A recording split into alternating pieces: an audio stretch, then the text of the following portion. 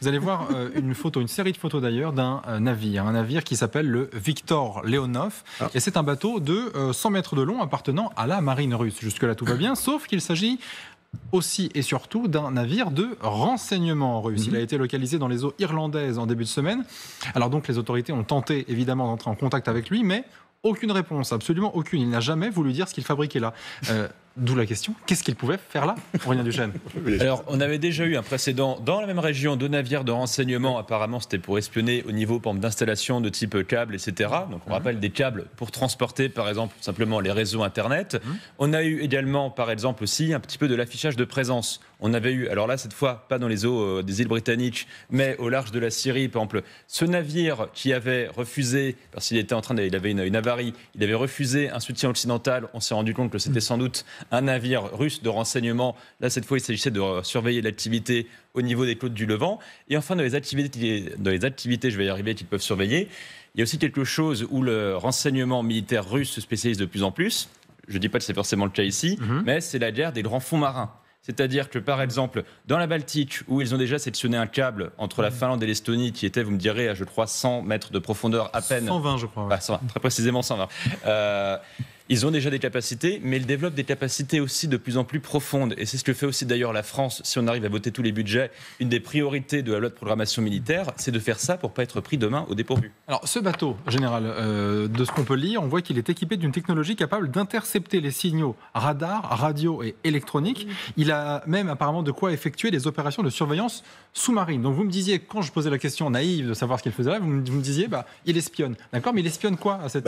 il fait du renseignement. Il fait du renseignement électromagnétique sur les armées des territoires qu'il traverse. J'ai du mal à voir ce que ça veut dire. Ouais. Espionnage électromagnétique, ça veut dire qu'on espionne quoi concrètement? Ça veut dire déjà aussi que quand on arrive on regarde comment l'adversaire réagit et à quelle rapidité il intervient et quelles mesures il prend. Donc l'adversaire à ce moment-là est obligé de dévoiler une partie de son dispositif pour pouvoir l'intercepter. C'est un ping. Ça ping. Ouais, ça ping. Et voilà. Donc il essaye de regarder qu'est-ce qui se fait. Je rappelle également que tout autour de la Grande-Bretagne, là, on a trouvé plein de capteurs pour les sous-marins dernièrement. Allez pas trop vite, on va en parler juste après. Oui, mais ils peuvent en immerger également. Donc voilà. Et donc ils espionnent absolument tout. Et il faut rappeler qu'ils n'étaient pas dans les eaux territoriales, mais dans l'espace économique exclusif. C'est 200 000 marins. Donc c'est un espace exclusif économique, mais c'est des eaux internationales sur le plan de la navigation. Donc en fait, il n'y a pas violation de l'espace maritime irlandais. Samantha de Bendern, rappelons quand même que ce bateau n'a enfreint aucune loi maritime concrètement. Mais est-ce qu'on peut vraiment ignorer les demandes d'identification que fait un gouvernement, que font en tout cas les autorités qui sont, en charge des eaux dans lesquelles ce navire fonctionne? Alors légalement, je crois que c'est compliqué, mais dans les conditions actuelles, c'est toujours inquiétant de voir ce genre de navire au large des côtes. C'est une des zones les plus sensibles, si vous voulez, du début de l'Atlantique Nord, à cause de la présence de ces câbles sous-marins Internet. La plus grande quantité de communication électronique se fait entre la côte britannique et irlandaise et la côte britannique et irlandaise.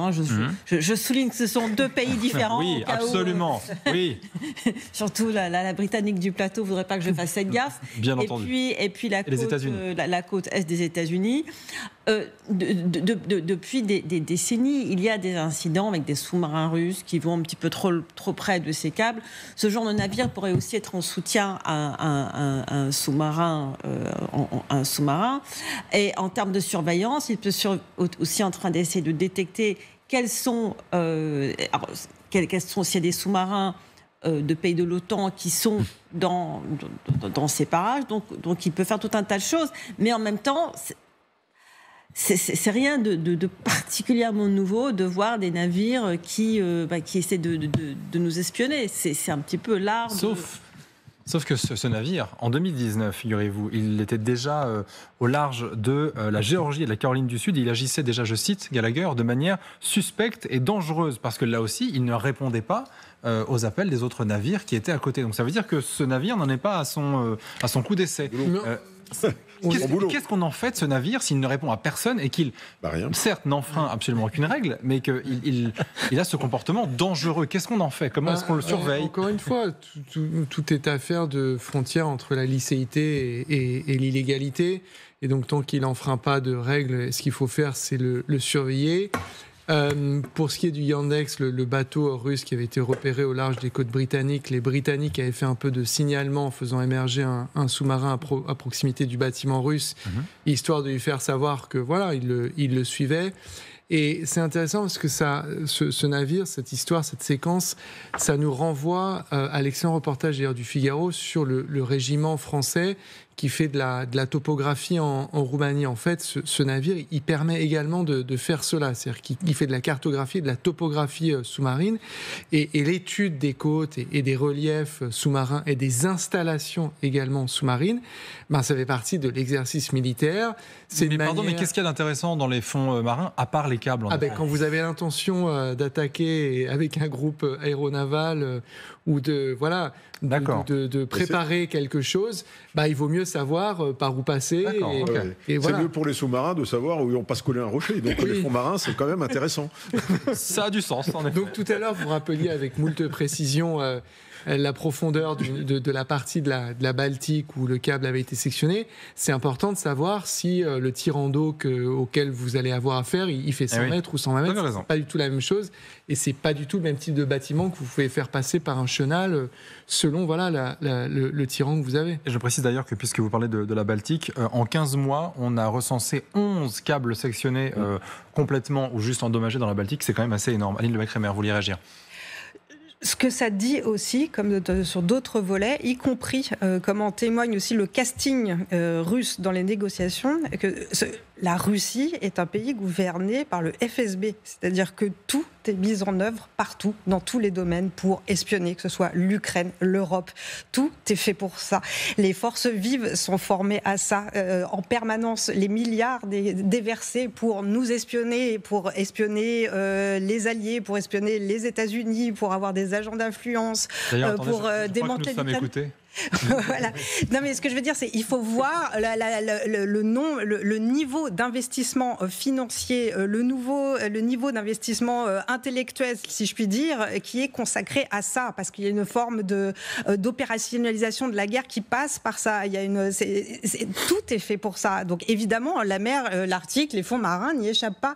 Et ça se voit d'ailleurs dans le casting des négociations quand on voit réémerger un Sergueï Besseda. Qu'est-ce que c'est que Besseda, sinon la matrice même de l'emblématique du FSB qui se retrouve à une table de négociation en 2025 et essayer de faire avaler des pilules à l'administration Trump. Tout est signé là-dessus. Alors justement, un autre exemple de tentative d'espionnage russe, vous l'avez mentionné, du coup, j'y reviens avec vous, Général, c'est l'armée britannique qui a découvert en effet en plusieurs endroits des capteurs russes cachés dans la mer tout autour du pays. Le but, c'est que ces appareils sont bien sûr conçus pour espionner les sous-marins nucléaires britanniques. Là, c'est très grave, on touche au nucléaire. Ah ben absolument, puis là c'est peut-être ça qui est arrivé également, en plus de tout ce qu'on a dit, la cartographie, les câbles, les machins. Donc là ils ont peut-être mouillé un certain nombre de capteurs pour pouvoir surveiller les mouvements des sous-marins atlantiques. Oui, c'est grave. Mais c'est grave, mais pardon, mais il n'y a jamais aucune poursuite, on n'entend jamais. Mais s'ils sont dans les eaux internationales, on fait la même chose. S'ils sont dans les eaux internationales, vous ne pouvez pas la raisonner. C'est de la piraterie. Donc dans les eaux internationales, il fait ce qu'il veut. S'il mouille, il largue des capteurs qui, au gré des courants, vont se trouver aux bons endroits pour essayer de choper les sous-marins qui sortent de ce cap à flot. Voilà, c'est comme ça. C'est ça aussi la guerre. Les sous-marins, une fois qu'ils ont disparu sous l'eau, ils sont indétectables. Donc le but, c'est de les détecter à la sortie du port pour pouvoir les tracer dans la continuité après. C'est ça, en fait, qui est en jeu. D'ailleurs, Aurélien Duchesne, je crois avoir lu que la flotte sous-marine russe, elle était jusque-là inégalée, c'est-à-dire que c'est un pays qui est excessivement avancé dans ce domaine-là. On a bien vu que, de manière maritime, notamment aux côtés de l'Ukraine, c'est pas brillant. L'Ukraine en est venue à bout assez facilement. En revanche, d'un point de vue sous-marin, on est vraiment à l'avant-poste, à l'avant-garde même d'ailleurs surtout. Oui, alors sur les sous-marins, à la fois par exemple, dans la détectabilité par exemple, de leurs propres sous-marins, mais aussi en matière de lutte anti-sous-marine, par exemple des bateaux qui vont servir à la fois à détecter évidemment des sous-marins, voire à lutter contre. Je rappelle d'ailleurs que par exemple dans les débats qu'on a en France sur le format c'est-à-dire la flotte de surface qu'on aura pour la marine nationale, il y a l'idée de renforcer nos capacités en la matière. Par exemple, chaque fois qu'un sous-marin nucléaire lanceur d'engins quitte l'île Longue, donc la base des sous-marins à Brest, il y a systématiquement une frégate multimission qui l'accompagne, qui est chargée aussi de vérifier qu'on n'est pas poursuivi par des Russes. Puis une dernière, pour et des SNA aussi. Absolument, des sous-marins nucléaires d'attaque. Et puis une dernière précision, quand on parle de ces histoires là, d'espionnage, vous avez cité la date de 2019, quelque chose qui s'était passé en 2017-2018, c'est que systématiquement, chaque fois que les Français essayaient de faire preuve de bonne volonté au niveau diplomatique, que le président de la République ou que Florence Parly, qui était ministre des Armées à l'époque, disait qu'il fallait renouer le dialogue avec la Russie, on avait l'exemple d'un satellite russe qui avait espionné un satellite franco-italien. On a vu la même chose cette fois en mer du Nord, où il nous faisait du signalement pour nous montrer qu'il s'en foutait, vous me pardonnerez l'expression, de toute notre capacité de rapprochement. Donc ça montre aussi le temps qu'on perdait à essayer de négocier avec eux au passage.